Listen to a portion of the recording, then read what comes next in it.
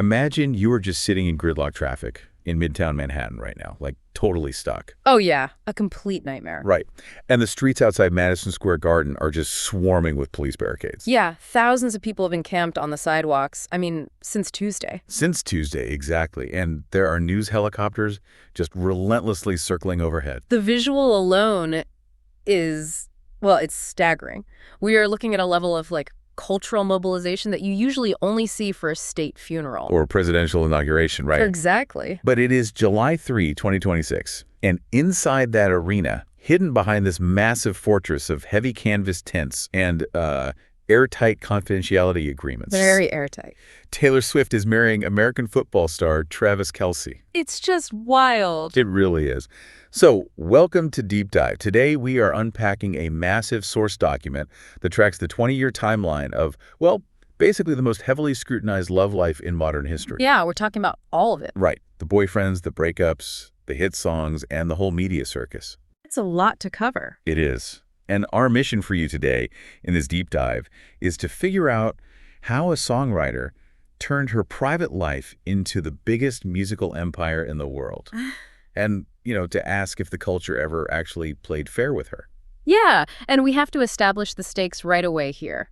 Because this timeline we are looking at, it's not just a list of celebrity gossip. Right, it's much bigger than that. Exactly. It is a masterclass in the mechanics of a parasocial relationship. And for those who might not know, when we use that term parasocial, we're talking about a one-sided psychological bond. Right. It's when a fan invests immense emotional energy and time and money into a public figure. Yeah, they genuinely feel like they know them personally. But the public figure doesn't even know the fan exists. Exactly. But that dynamic, it didn't just happen by accident. To understand the woman walking down the aisle today, we have to rewind to 2008. Yeah, back to the beginning. Right, to look at how she actively engineered that bond. So she is 18 years old, she's dating Joe Jonas, and they break up. A classic teenage romance. Right.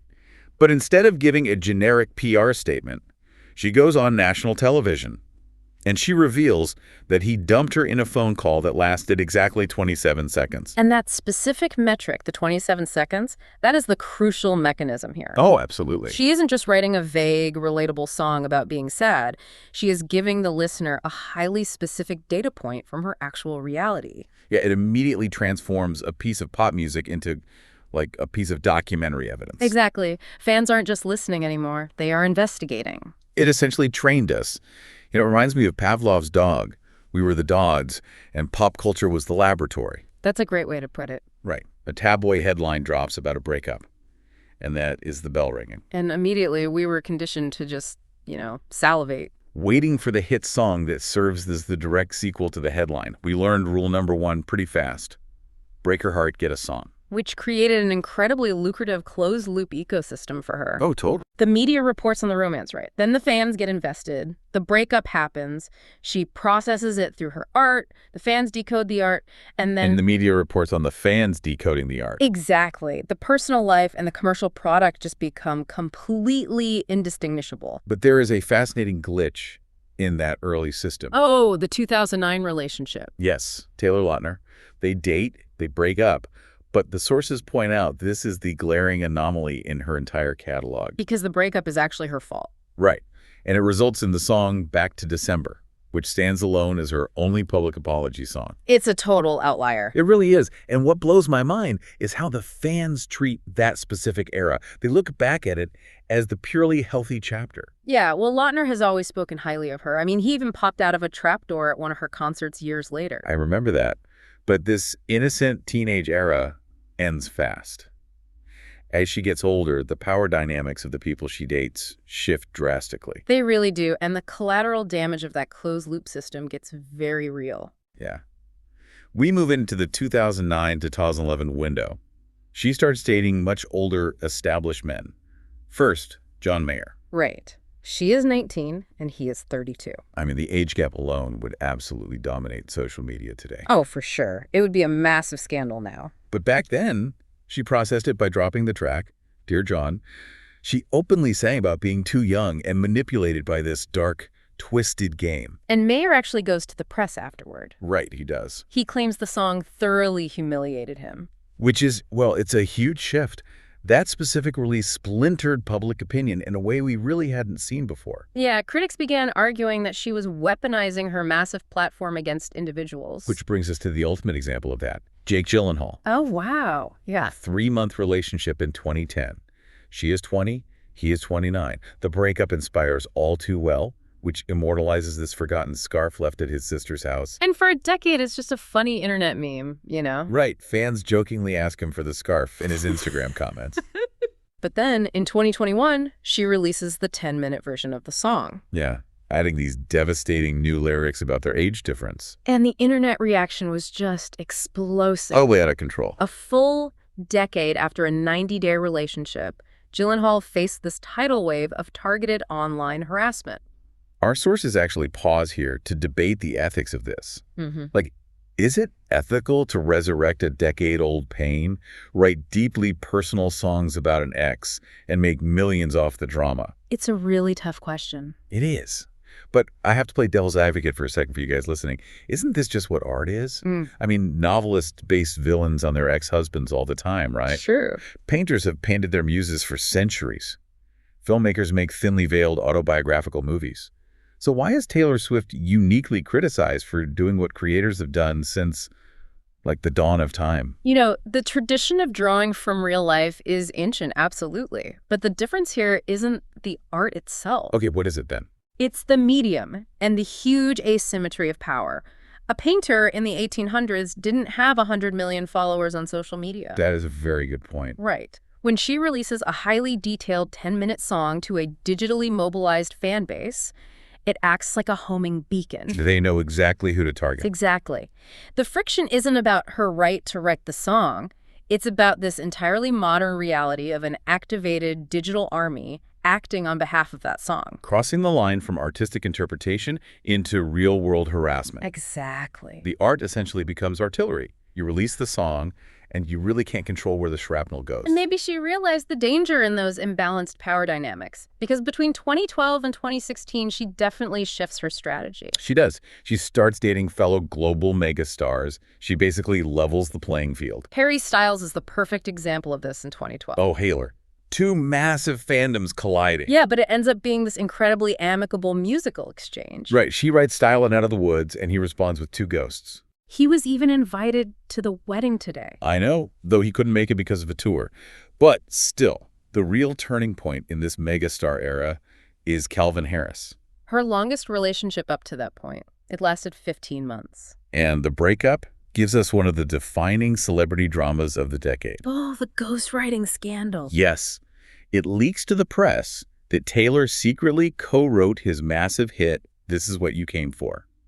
And she used the fake name Nils Schorberg. Right. And Calvin Harris absolutely explodes on Twitter. He was so mad. He accused her team of trying to bury him to make him look bad. And the decision to use a fake name and then strategically reveal the real identity later, it really highlights a frantic struggle for narrative control. Especially because just 2 weeks after the Harris split, she is photographed kissing Tom Hiddleston on a rock in Rhode Island. It was crazy. It's this 3-month hyper-visible whirlwind. Yeah, he is famously photographed wearing a tank top that says, "I love TS" at her 4th of July party. I mean, the media went wild theorizing the entire thing was a fake romance, like staged for a music video or something. But look at the connective thread between the Harris ghostwriting drama and the Hiddleston tank top spectacle. Okay, what do you mean? In both instances, the actual music completely disappeared from the conversation. She had lost control of the machine she built. Right. The meta-narrative, the story about her PR strategies and her relationships became significantly bigger than the relationships themselves. Yeah, if the currency of pop culture is attention, she was bankrupting herself by printing too much of it. Exactly. She was visibly exhausted. Which leads to the Great Retreat of 2016.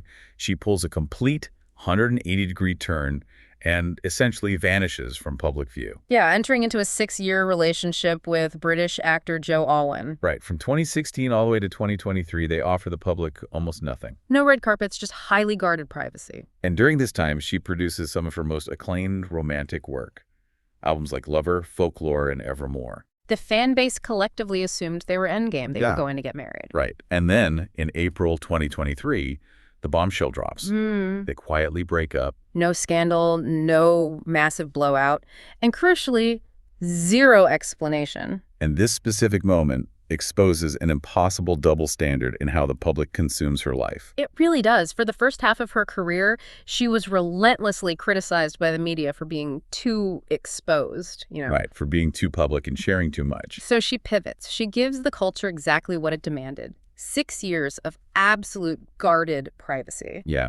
And when that relationship ends quietly, the loudest criticism comes from her own fans. Yeah, they were furious that she wasn't providing the details they felt entitled to. They felt robbed of the data point. Exactly. And that entitlement absolutely boils over with her very next relationship, just weeks later. Maddie Healy, the frontman of the 1975. Right. And this isn't a story about a dramatic breakup. This is a story about the fans actively revolting against the relationship itself. Yeah, because Healy brought a highly documented history of making offensive jokes and controversial comments on podcasts. And a massive faction of her fan base organized and published an open letter titled "Speak Up Now."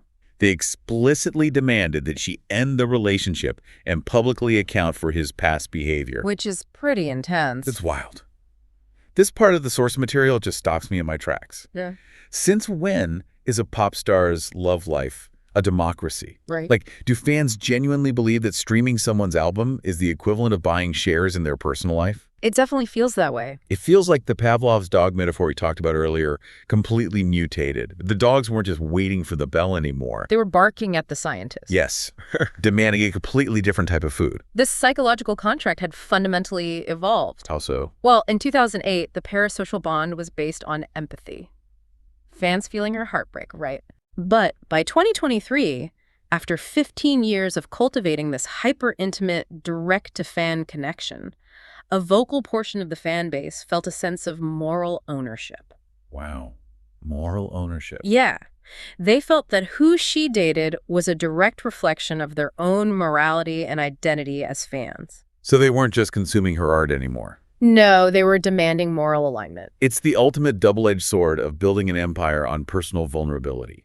Like, if you invite them into the living room of your life, eventually they're going to start rearranging the furniture. That is a perfect way to describe it. But, that brings us to the man waiting at the altar today. The final chapter. The relationship that seems to reframe this entire 20-year journey. Travis Kelce. The romantic comedy arc. It literally is a rom-com. Yeah. July 2023, he goes to her concert, tries to give her a friendship bracelet with his phone number on it, and fails. But then he goes on his hugely popular podcast, New Heights, and talks about failing. Right. He basically used the exact same mechanism she used in her early career. Exactly, putting the specific details of a romantic pursuit out into the public sphere. And it worked. By September, she is sitting in the luxury box at his NFL games. And we witnessed this unprecedented cultural merger of the two biggest monoculture juggernauts in America. Pop music and the NFL. Yeah. You had people who didn't know a touchdown from a field goal tuning in just to see her reactions in the suite. While traditional football fans were complaining about her screen time. The sheer cultural footprint of the two of them together was so massive it became unavoidable. So unavoidable. And then August 2025, they break the internet with an Instagram engagement announcement. Oh, the caption was brilliant. Yes, the self-awareness was amazing. She wrote, "Your English teacher and your gym teacher are getting married." So good. And then October 2025, she drops The Life of a Showgirl. An album entirely devoid of heartbreak, just bursting with triumphant love songs. Which brings us back to the traffic outside Madison Square Garden today. Right. But as we look at this massive happy ending, we do have to address the dominant media narrative that haunted her for the entire 2010s. The serial dater controversy. Yes. For a decade, talk shows, comedians, tabloids, they relentlessly branded her as a punchline. The narrative was that she had too many boyfriends, couldn't keep a man, and was just using them as fodder for her marketing machine. And she aggressively pushed back against that framing. She would go into interviews and point directly at male artists like Ed Sheeran and Bruno Mars. Right. These are men who explicitly and constantly write about their exes. Their heartbreaks, their personal lives. Yet nobody calls them crazy or obsessive or claims their dating history is a red flag. Looking back, much of the public now views those 2010s jokes as glaring examples of media sexism. Absolutely. The culture punished a young woman for capitalizing on the exact same autobiographical storytelling that male artists have been casually praised for doing for decades. Yeah. However, there remains a camp of critics in our sources who argue that setting gender aside, she did undeniably engineer a highly calculated marketing engine out of her personal life. And that is the tension you have to wrestle with after hearing this entire 20-year history. Yeah, from the 27-second phone call to the weaponized scarf. To the hidden songwriting credits, to the 6-year disappearance. Right up to the NFL romance.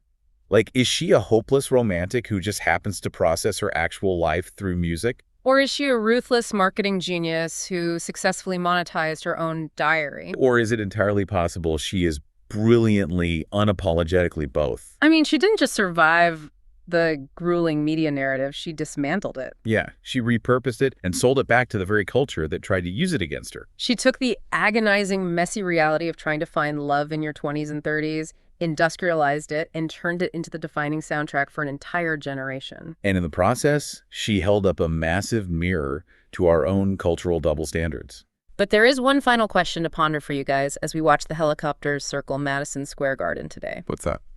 Well, for 20 years, the primary fuel for her unbelievable connection with her fans has been shared heartbreak, the universal quest for true love. Right. Today, she has finally secured her happily ever after, locked safely behind a wall of confidentiality agreements and wedding tents. So what happens to that intense parasocial bond when the girl who built a billion-dollar empire searching for a love story no longer needs to search for one? Oh, I guess we'll just have to wait for the next era to find out. guess so. Thanks for listening to Deep Dive.